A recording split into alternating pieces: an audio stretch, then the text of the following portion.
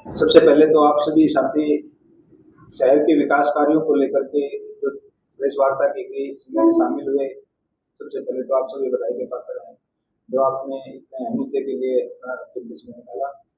आज हम सभी साथी यहाँ पर इकट्ठे हुए हैं। शहर के अंदर जो हमारा विकास कार्य है, जो काफी सालों से पेंडिंग पड़ा हुआ है, ठप पड़ा हुआ है, उसको लेकर के हम चर्चा करेंगे। प्रदेश भर के अंदर जो जातीय उत्पीड़न के मामले आए दिन सामने आ रहे हैं, उनको लेकर के हम चर्चा करेंगे। जो पुलिस द्वारा कार्रवाई की जा रही है, जिसके अंदर दोहरा मापदंड इस्तेमाल किया जा रहा है, पुलिस कहीं ना कहीं कोताही बरती हुई नजर आ रही है, उसको लेकर के आज हम इन बिंदुओं के ऊपर चर्चा करेंगे। तो सबसे पहले मैं चर्चा करना चाहूंगा जो हमारे प्रदेश भर के अंदर जातीय उत्पीड़न के मामले निरंतर सामने आते जा रहे हैं, जिसकी वजह से प्रदेश के अंदर पूरे दलित समाज के अंदर भय का माहौल कहीं ना कहीं बनता जा रहा है, जो बिल्कुल गलत है। और प्रदेश सरकार जो है हमारी बिल्कुल चुप बैठी है।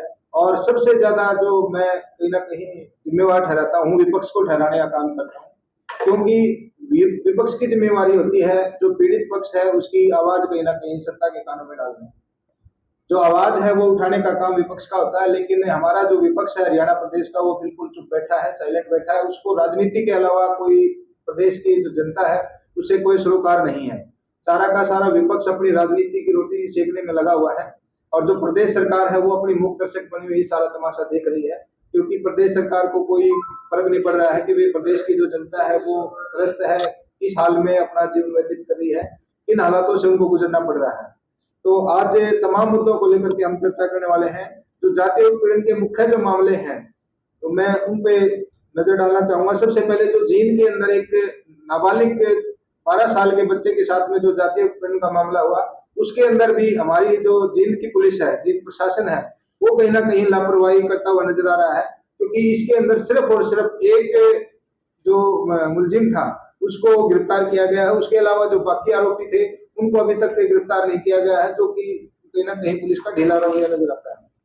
उसके अलावा जो पेवा के अंदर भी एक 14 वर्षीय जो बच्चा था, जो जातीय उत्पीड़न के चलते अपना जो खुदकुशी कर चुका है, उस मामले के अंदर भी अभी तक जो है आरोपी को पुलिस के द्वारा गिरफ्तार नहीं किया गया है, जो गलत है। सिरसा के अंदर एक मात्र 14 वर्षीय बेटी के साथ में 5 लोगों के द्वारा जो रेप की घटना सामने आई थी, उस मामले के अंदर भी पुलिस ने सिर्फ और सिर्फ एक आरोपी को गिरफ्तार किया, बाकी सभी के सभी ऐसे ही घूम रहे हैं। ये भी कहीं ना कहीं प्रशासन की लापरवाही है। भाटला जो एक जातीय मामला बहुत गरमाया हुआ है अभी, भाटला का जो मामला है उसके अंदर भी कहीं ना कहीं पुलिस की कोताही नजर आ रही है। मदनहेड़ी के अंदर भी कहीं ना कहीं जो पुलिस थी वो कॉम्प्रोमाइज करवाने में लगी रही, जबकि आरोपियों के हौसले जो है और ज्यादा बुलंद हो गए। तो इस प्रकार के कई मामले जो है वो जो हरियाणा प्रदेश के अंदर है। खप्पर और छत्र का जो पुराना मामला है उसके अंदर अभी तक जो है कहीं ना कहीं गिरफ्तारी नहीं हुई है, जिसकी वजह से आरोपियों के हौसले और ज्यादा बुलंद हो रहे हैं, और जिससे कारण से उनके अभी आए कुछ ही दिन पहले दोबारा से उन लोगों ने जो दलित समाज के लड़का था एक जो सुशील छात्र, उसके ऊपर कहीं ना कहीं ट्रैक्टर चढ़ा करके कुचलने का प्रयास किया गया, और बहुत भद्दी तरह से गाड़ियां वगैरह दी गई हैं, जो कहीं ना कहीं सिर्फ और सिर्फ प्रशासन की लापरवाही है। अगर समय रहते अगर वो पुलिस कार्रवाई होती तो शायद इस प्रकार की घटना दोबारा घटित ना होती। इसी प्रकार का एक ढाणी के अंदर भी मामला जो है सामने आ रहा है। ढाणी के अंदर भी कहीं ना कहीं पुलिस की जो लापरवाही वो बिल्कुल स्पष्ट तौर पर दिखाई देती है, क्योंकि उसके अंदर जो आरोपी हैं जिनके द्वारा चोटें मारी गई हैं, उनका कहीं ना कहीं राजनीतिक पकड़ होने की वजह से उनको पीड़ित पक्ष के खिलाफ में ही मुकदमा दर्ज करवा करके उनको खिलाफ में जो है सख्त धाराओं के तहत जो है मुकदमा दर्ज करवाया गया है, जिसकी वजह से पीड़ित पक्ष के अंदर बिल्कुल भय का माहौल बना हुआ है, और आरोपी जो है वो खुले घूम रहे हैं, उनको कोई डर नहीं है। इस प्रकार से अगर सरकार आंखें मूंदे बैठी रही तो प्रदेश भर के अंदर एक पूरा भय का माहौल कहीं ना कहीं पनप जाएगा, और सरकार के अंदर फिर एक लॉ एंड ऑर्डर की जो सिचुएशन है वो खराब होने के बाद में जो काबू करना पड़ा। बताइए क्या लगता है आपको, प्रशासन की लापरवाही या फिर सरकार की अनदेखी? ये पहले तो सरकार की अनदेखी है। सरकार अगर अपना काम सुचारू रूप से करे, सरकार का काम है कि जो अधिकारी जो कर्मचारी जिनकी ड्यूटी लगाई गई है उनके ऊपर अंकुश लगाए, उनके ऊपर जो है सख्ती बरते, ताकि वो अपना काम सुचारू रूप से कर सके। तो ये सारी की सारी जो कमी है वो सरकार की है। और एक इसके अलावा जो सबसे बड़ी जींद की जो मांग है, वो जींद शहर का जो एक प्राचीन संग्रहालय होता था वो यहाँ से शिफ्ट करके करनाल उसको भेजा जा रहा है, जो बिल्कुल गलत है। क्या सरकार के पास में इतना पैसा नहीं है कि वे जींद के अंदर जो है संग्रहालय जो स्थापित कर सके? जो संग्रहालय स्थापित किया गया था, जिसके ऊपर करोड़ों रुपए की राशि लगाई गई थी, वो भी कहीं ना कहीं आज ठप पड़ी हुई है, बिल्कुल कबाड़ की दुकान वो बन के रह गया है। तो ये बिल्कुल गलत है, निंदनीय है, सरकार को इस पर ध्यान देना चाहिए। और मांग करता हूं मैं कि भाई ये संग्रहालय जींद से बाहर नहीं जाना चाहिए, जींद की जींद में ही इसको स्थापित करना चाहिए। जींद की जनता से भी मैं कहना चाहता हूँ कि भाई आपकी जो धरोहर है, जो आपकी पहचान है, जो आपके पुश्तैनी ऑर्नामेंट्स वगैरह जो पहचान थी, वो उसको कहीं ना कहीं करनाल भेजने की पूरी तैयारी हो चुकी है, उसको रोका जाए।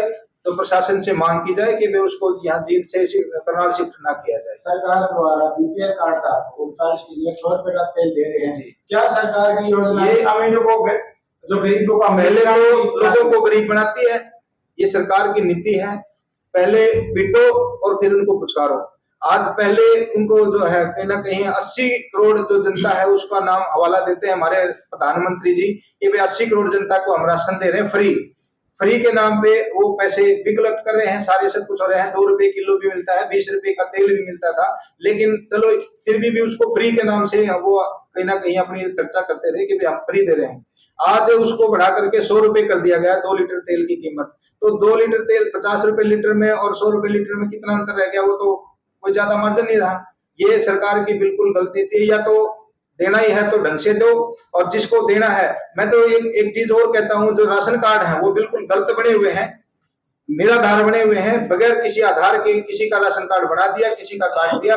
जब भी किसी के राशन कार्ड काटे जाते हैं, कभी कोई इंक्वायरी नहीं होती है कि वे किस वजह से काटे जा रहे हैं, बिल्कुल काट के छोड़ दिए जाते हैं कि वे अपने आप जो पब्लिक है वो मर्सिडीज ऑडी गाड़ी भी चढ़ाई है। बहुत से ऐसे बच्चे हैं, आप मर्सिडीज गाड़ी छोड़ो, आप बच्चे हैं 2-2 साल के बच्चे हैं जिनकी 5-5 लाख रुपए इनकम दिखाई गई है, 2-2 लाख रुपए इनकम। मेरे पास में बहुत से ऐसे केस आए हुए हैं जिसमें एक 5 साल के बच्चे की या 2 साल के बच्चे की इनकम भी लाखों रुपए दिखाई गई है।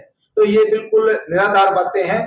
सरकार ने बगैर किसी जांच के, बगैर किसी आधार के सारे जो आंकड़े अपने आप तैयार किए हैं। कभी किसी कॉलोनी के अंदर जाकर के, किसी गांव के अंदर जाकर के कभी ये चेक नहीं किया कि वे किसके हालात किस प्रकार से हैं, किसका राशन कार्ड बनना चाहिए, किसका नहीं बनना चाहिए, जिसका आप राशन कार्ड बना रहे हो उसके लिए लायबल है या नहीं है, जिसका आप काट रहे हो उसके काबिल है या नहीं है। तो सरकार अपने ऑफिसों में बैठी बैठी अपने आंकड़े बनाती रहती है, जिसके जो काटना है काट दिया, जिसका जो बनाना बना दिया। आपने इतनी वार्ता की जी। और सरकार को और विपक्ष को दोनों को निशानों पे लिया। जी जी किसी भी संगठन के बिना जी। कोई बड़े मुद्दे उठाना या आवाज उठाना बड़ा मुश्किल होता है।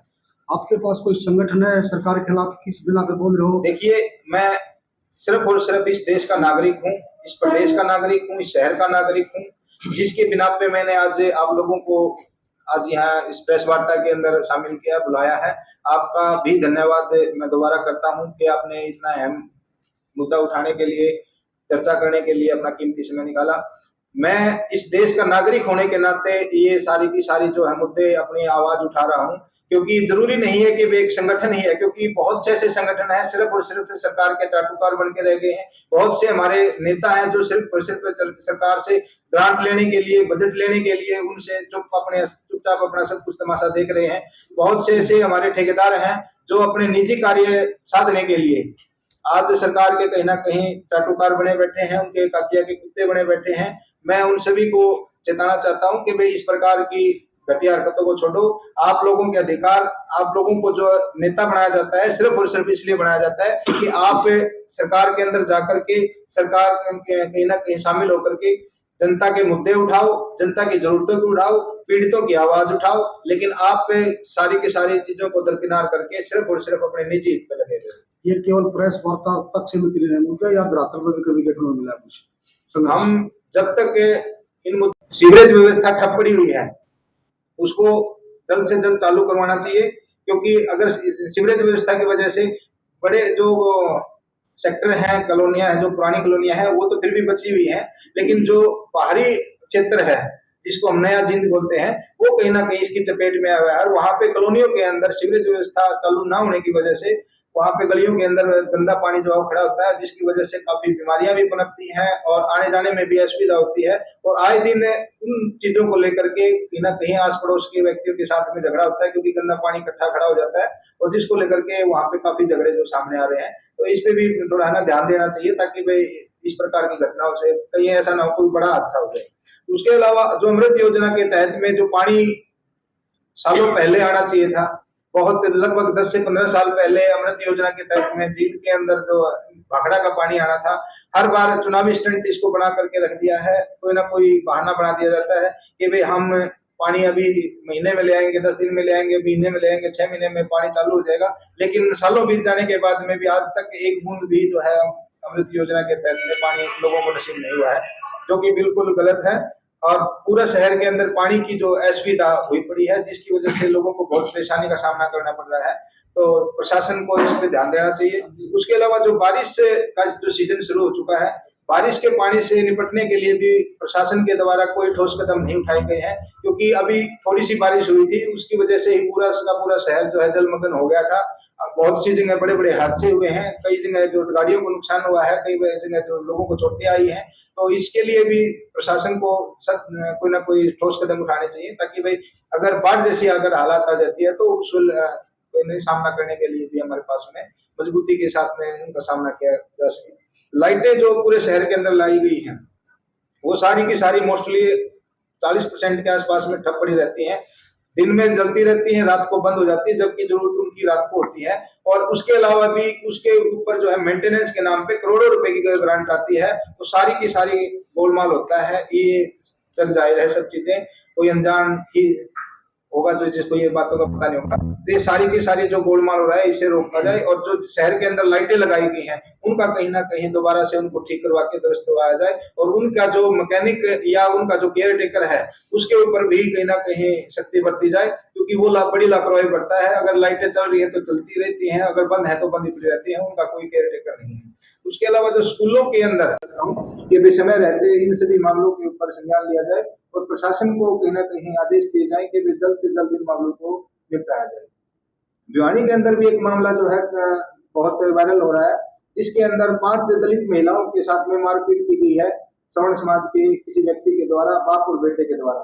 लेकिन उसमें भी पुलिस की जो है कहीं ना कहीं नाकामी नजर आ रही है, क्योंकि पुलिस ने उस मामले के अंदर भी आरोपी को कहीं ना कहीं बचाने का काम किया है और उस मामले को दबाने का काम कर रही है। तो हम चाहते हैं कि इन सभी मामलों के अंदर फेयर इन्वेस्टिगेशन हो और कहीं ना कहीं आरोपियों को सलाखों के पीछे भेजने का काम किया जाए। ये जितने भी मामले बताए गए हैं, दलित उत्पीड़न के जो मामले बताए, अब तो सरकार ने तो सुप्रीम कोर्ट का हवाला देके ओबीसी डीएससी बना दिया है। तो डीएससी कितने, ओबीसी कितने? ये लगभग मामले जो मेरी नजर में सामने आए हैं, उनमें से लगभग 10 में से 8 मामले जो है वो डीएससी समाज के हैं और 2 मामले जो हैं ओएससी समाज के सामने आ रहे हैं।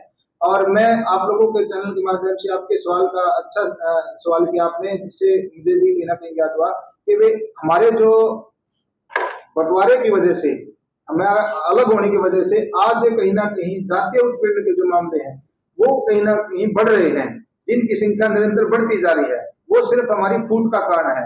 हमारे कुछ राजनेताओं के द्वारा, हमारे कुछ नेताओं के द्वारा, कुछ ठेकेदारों के द्वारा जिन्होंने हमें बांटने का काम किया, उनके द्वारा जातीय जहर घोला गया।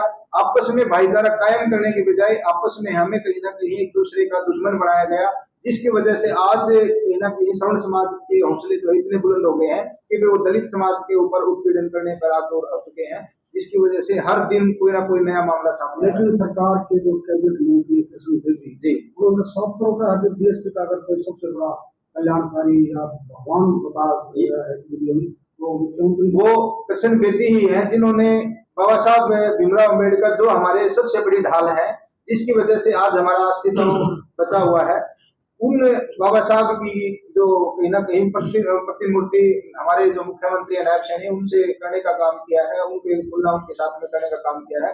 तो हमें उनके बारे में ज्यादा कुछ नहीं कहा जाता। वो अपने आप में एक बहुत गलत कदम उन्होंने उठाया है, जिसकी वजह से पूरे प्रदेश भर के अंदर, पूरे समाज के अंदर, पूरे दलित समाज के अंदर, बहुजन समाज के अंदर कहीं ना कहीं रोष है और समय आने पर उनको जनता जो है अपने आप जवाब दे देगी।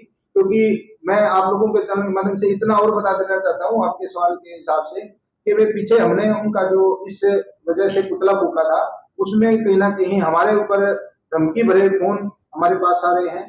धमकी भरे जो सोशल मीडिया के माध्यम से हमें बहुत बड़ी-बड़ी धमकियाँ दी जा रही हैं, सर काटने की धमकियाँ दी जा रही हैं। इस प्रकार से जब वो अपने पॉलिटिकल गुंडे पालेंगे, सरकार के नुमाइंदे हमारे नेता ही अगर इस प्रकार से प्राइवेट गुंडे पालकर धमकी देंगे तो हमारे जो बाढ़ है वही अगर खेत को खाएगी तो उसको कोई नहीं बचा सकता। लेकिन हम इस प्रकार की धमकियों से डरने वाले नहीं हैं। हम बेदी साहब को भी और उसके गुंडों को भी साफ तौर पे कहना चाहते हैं कि वे इस प्रकार की धमकियों से ना हम दबने वाले हैं। अगर इस प्रकार की गलती आगे दोहराई जाएगी तो दोबारा से फिर वही अंजाम होगा जो पहले हुआ।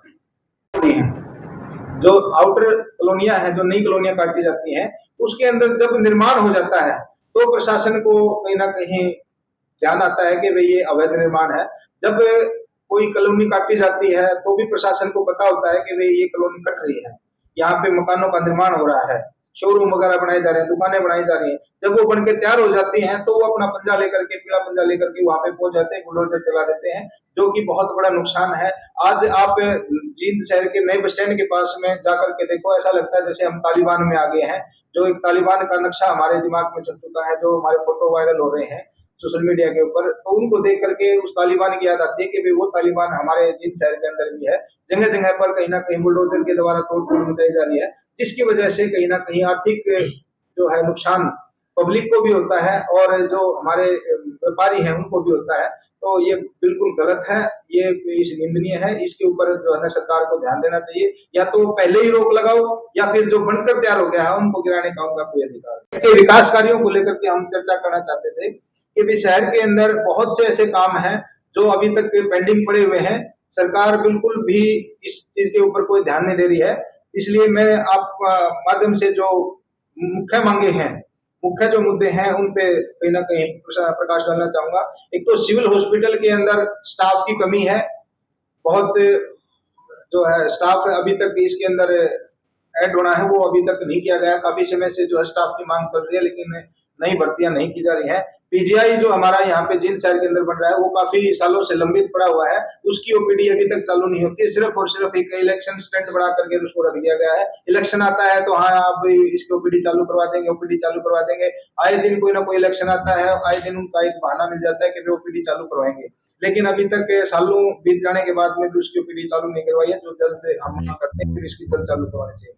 रानी तालाब जो शहर का सबसे मुख्य पार्ट है, जींद शहर की जो नाम उनसे जाना जाता है, देश विदेश के अंदर जो रानी तालाब की चर्चा है, देश का नाम इसमें नाम चलता है रानी तालाब का, उसके सौंदर्यकरण को लेकर के भी बहुत खामियां जो है सामने आ रही है।